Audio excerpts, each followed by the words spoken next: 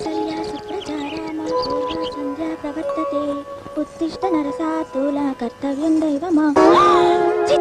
అపచారం అపచారం. ఆదమా ఏంటమ్మా ఇక్కడున్న సీతారాముల బొమ్మ తీసి ఈ దరిద్ర బొమ్మ పెట్టిన దరిద్రుడు దగులుబాజీ ఎవరు? నేనే వదినా. ఎందుకు పెట్టావది? ఎవరో ఇచ్చారు, ఫిగర్ అట్రాక్షన్ గా ఉంది కదా అని తెచ్చి తగిలించా. చూడుగిరి బాబు, చూస్తున్నా. నేను చూడమన్నది ఇక్కడ. ఈ ఇల్లు రామాలయం. ఇక్కడుంటే రాముడి బొమ్మన ఉండాలి, లేకపోతే మా ఆయన బొమ్మన ఉండాలి. అంతేగాని మరో ఆడదాని బొమ్మ ఉండడానికి వీల్లేదు. వెంటనే దాన్ని తీసేయి. వదినా, 20లో 60 లాగా ఏంటి చాదస్తం చెప్పు. అరే, టీవీ పెడితే రాముడు బొమ్మ, రేడియో పెడితే రాముడు పాట. వరల్డ్ రైజ్ లో ఫంక్షన్ పుచ్చుకున్న లేడీ లాగా ఈ మడి దడి కొంచెం తగ్గించి నీ ఏజ్కి తగ్గట్టు మోడర్న్ గా ఓ ప్యాంటు ఓ షర్టు. హాయ్ నువ్వు ఆయన క్లోజ్ ఫ్రెండ్ కావచ్చు, బిజినెస్ లో హెల్ప్ చేయొచ్చు.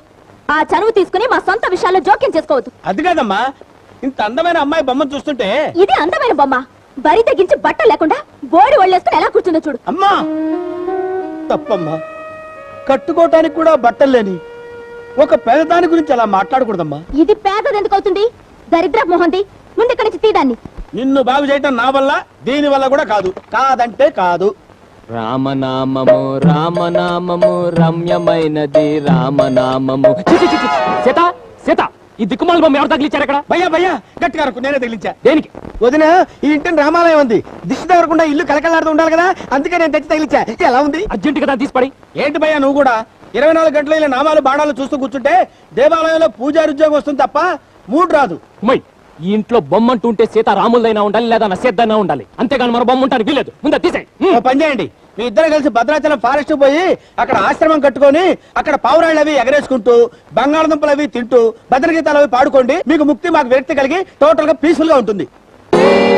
ఏంటి ఇంకా ఈ చెండాలం పట్టుకుని ఇక్కడే తిరుగుతున్నావు? లేదా వెళ్తున్నాను, అందువచ్చి ట్రైల్ వేశానంతే. మీ పూజ అయిపోయిందండి? ఎక్కడైంది? మధ్యలో కామెడీ గాడు వచ్చి అడ్డమాటాడు. ఏమండి, దయచేసి ఇలాంటి వాళ్ళతో చెడు స్నేహాలు మానేయండి. వాడి బొంద. ఎంతమంది ఎన్ని రకాల క్యాలెండర్లు మార్చినా నా గుండెలో నీ క్యాలెండర్ తప్ప మరో బొమ్మ ఉండదు. నేనంటే మీకు ఎంత ప్రేమండి. ఒకే ఒక్క భార్య కదా, నిన్ను తప్ప ఎవరిని ప్రేమిస్తాను? సర్లేండి, మీ నాన్నగారు ఎక్కడా? ఒక ఊళ్ళో ఒక రాజుగారు ఉన్నారు. ఆ రాజుగారికి 7 కొడుకులు. ఆ 7 కలిసి ఒక రోజున చేపల పట్టడానికి వెళ్ళారు.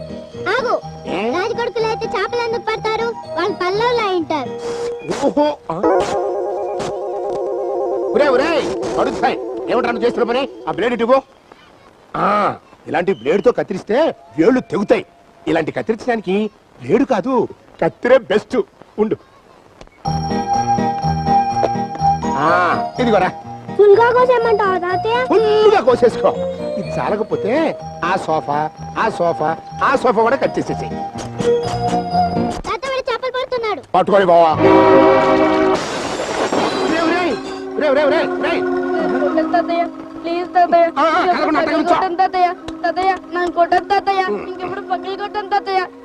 నేను కొట్టను రా, అట్టగించో కాలంలో గాజు పెంకులు గుచ్చుకుంటాయి.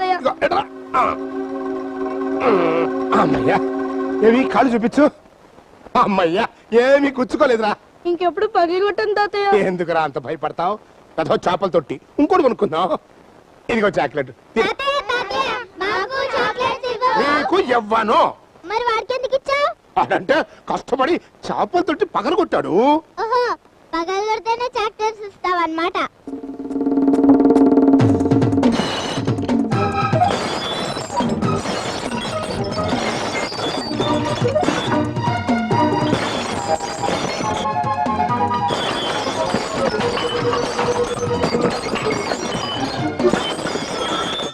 ఇప్పుడు చాక్లెట్స్ ఇవ్వు. దొంగ కథ వల్లరా మీరు ఇవన్నీ ఎందుకు పగలు కొట్టారా? నీకు చాక్లెట్లు ఇవ్వను, కేకులు ఇస్తా. తీసుకోండి. లింగమూర్తి గారు. ఏం రమణమూర్తి గారు, స్కూల్ కు టైం అయింది, కాస్త మా పిల్లలు పంపిస్తారా? అలాగే. నాగార్జున, చిరంజీవి స్కూల్ కు టైం అయిందంట, వెళ్ళండి. జాగ్రత్త, కింద పడిపోతుంది. స్కూల్ బస్ వచ్చింది, మా పిల్లల్ని పంపిస్తారా? అలాగే. ఇదిగో జయప్రద, జయసుధ, శ్రీదేవి వెళ్ళండి.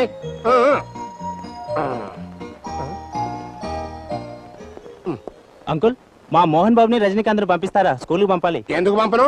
ఉంచమంటే ఉంచుతారా, వద్దంటే ఆపుతారా? తీసుకెళ్ళండి. బాధపడకండి, స్కూల్ అవగానే పంపిస్తాను. ఎందుకు? ఏకంగా IAS అయిన తర్వాత పంపండి.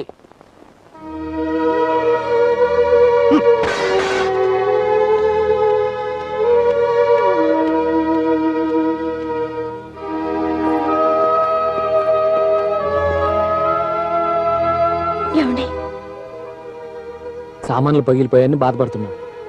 పెద్ద సామాన్లు పోతే పోనీ మళ్ళీ కొనుక్కోవచ్చు, దానికి అంత ఫీల్ అవుతోంది నాన్న. నేను ఫీల్ అవుతున్నది పగిలిపోయిన వస్తువుల గురించి కాదు, వెళ్ళిపోయిన పిల్లల గురించి. వాళ్ళు మళ్ళీ సాయంత్రం వస్తారుగా మావయ్య. ఆ వస్తారు, వెళతారు. ఎవరింటికి వాళ్ళు వెళ్లకుండా ఎలా ఉంటారు? అదే మీ పిల్లలు అయి ఉంటే పెళ్ళుండేవాళ్ళు కాదుగా. పెళ్ళై 3 ఏళ్లే అయింది, అప్పుడే మాకు పెళ్ళేంటి? ఆయముడు నీతో పాటు పెళ్ళైన ఆ సొట్టముకు సత్తిగాడికి 6 పిల్లలు పుట్టారు. 3 ఏళ్ళ 6 పిల్లల చస్తే నేను నమ్మను. 3 సార్లు కమల పిల్లలే బాయ్. నీకంటే చిన్నదా రామలక్ష్మి 2 పిల్లలు సంకలేసుకుని మళ్ళీ కడుపు పట్టుకు తిరుగుతోంది. అంతెందుకు, ఆ సోడాకోటి సోమేశ్వరరావు గాడు పెళ్ళై 2 ఏళ్ళైనా అయింది, 2.5 ఏళ్ల కొడుకున్నాడు. పెళ్ళై 2 ఏళ్ళు అయితే 2.5 ఏళ్ల బాబాలా అన్నట్టు. ఇక ముందే కక్కుతుపడ్డట వెధవ, వాళ్ళంతా అంత స్పీడ్ గా ఉన్నారు. మరి నువ్వా పెళ్ళై 3 ఏళ్ళైంది, ఇంతవరకు నీ పెళ్ళంతో కనీసం ఓ నిమ్మకాయ నాకించలేదు, చింతకాయ తినిపించలేదు, ఓ మామిడికాయ కూడా కొరికించలేకపోయావు. ఓ నా పిచ్చి డాడీ, దానికి అంత వరి అవుతావు ఎందుకు? సాయంత్రం ఆఫీస్ నుంచి వచ్చేటప్పుడు అవన్నీ తీసుకొచ్చి నీ ఎదురుగానే కోడల చేత తినిపించి నాకించి కొరికిస్తా. ఓకే? తినిపించడం అంటే ఆ తినిపించడం కాదు, కోడలి కడుపున ఒక కాయ కాయించి ఈ కాయలన్నీ తినిపించాలి. మాట్లాడితే మీనింగ్ ఉండాలి. దాని కడుపే ఉన్న కొమ్మ రెమ్మ పూలు కాయలు కాయటానికి. కుళ్ళు జోకులైకో, ముందు నీ పెళ్ళ నీళ్లు వేసుకున్నా చూడు. నీళ్ళ పొద్దున సాయంత్రం నీళ్లు పోసుకుంటుందిగా, ఏమే? ఇదిగో మళ్ళీ కంటిన్యూస్ కామెడీ. నీళ్లు వేసుకోవడం అంటే మనవన్నో మనవరాల్లో కనిపెట్టాం. అర్జెంట్ గా పని చూడు. అంత అర్జెంట్ అయితే ఎలా? మా బెడ్రూమ్ లో పిల్లలు కానీ ఫ్యాక్టరీ ఏం లేదు. నువ్వు బెడ్రూమ్ లో ఫ్యాక్టరీ పెడతావో బ్యాటరీ పెడతావో నాకు అనవసరం. వెంటనే నాకు ఆడుకోవడానికి ఓ మనవరో మనవరాలో కావాలి. ఇదిగో నువ్వు తమిళ సినిమా హీరోలాగా మరి ఓవర్ యాక్షన్ చేస్తున్నావు. ఆ ఓవర్ యాక్షన్ సంగతి తర్వాత, ముందు నువ్వు ఫుడ్ గిడ్డు బాగా తిని నెల తిరగకుండా మీ ఆవిడ చేత వాంతులు చేయించు, లేకపోతే ఈ ఇంట్లో ఒక క్షణం కూడా ఉండరు. పోనీ ఏంట్లో ఉంటావు చెప్పు, మేము అక్కడికి వచ్చి ఉంటాం.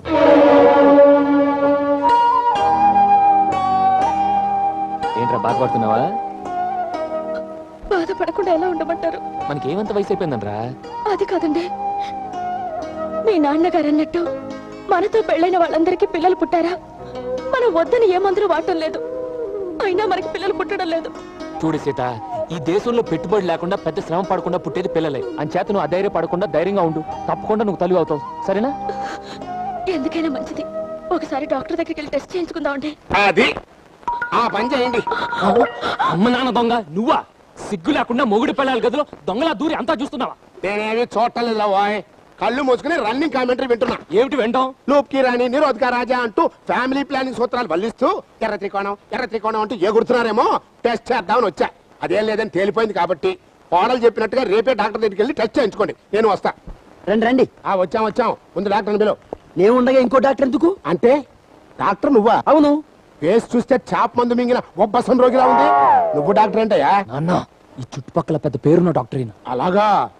ఏం పేరు బాబు? డాక్టర్ అమరం. ఇంత బుట్ట పేరు పెట్టుకుంటే పెద్ద పేరు ఉందంటావేరా? పెద్ద పేరంటే ఫేమస్ డాక్టర్ అని మీనింగ్. ఐసి ఈ ఫేస్ కట్ ఎక్కడ చూసినట్టుగా ఉంది. ఈయన మన గిరి వాళ్ళ బావగారు. మా డాక్టర్ గారు వెరీ పాపులర్. టీవీలో పత్రికల్లో సెక్స్ ప్రశ్నలకు సమాధానాలు చెప్తుంటారు.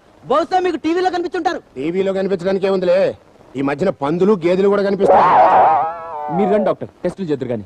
నువ్వుండో, మిమ్మల్ని ఆయన టెస్ట్ చేసే ముందు ఆయన నేను టెస్ట్ చేయాలి.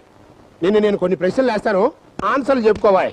అడుక్కోండి. ఆ మధ్య బెంగళూరులో కిడ్నీలు కోసి అమ్ముకున్నారంట. ఆ ముఠాతో నీకేమైనా లింక్ ఉందా? ఉంటే ఏ టైప్ లింక్? శ్రీదేవి మదర్కి మెదడు ఆపరేషన్ చేస్తూ కుడి పక్క కోయిపోయి ఎడం పక్క కోసారంట. ఆ డాక్టర్లకి నీకేమైనా కనెక్షన్ ఉందా? ఉంటే ఏ రకమైన కనెక్షన్? తర్వాత ఎంతవరకు నువ్వు ఎన్ని ఆపరేషన్లు చేశావు, ఎన్ని అబార్షన్లు చేశావు? నాన్న, మాట్లాడితే మీనింగ్ ఉండాలి. ఇక్కడ మనం వచ్చింది టెస్ట్ చేయించుకోవడానికి, ఆయన్ని టెస్ట్ చేయడానికి కాదు. డాక్టర్ మీరండి. Thank you. ఇదిగో జాగ్రత్తగా టెస్ట్ చేయి, లేకపోతే టీవీలో నీ ఫోటోకి దండడిపోతుంది.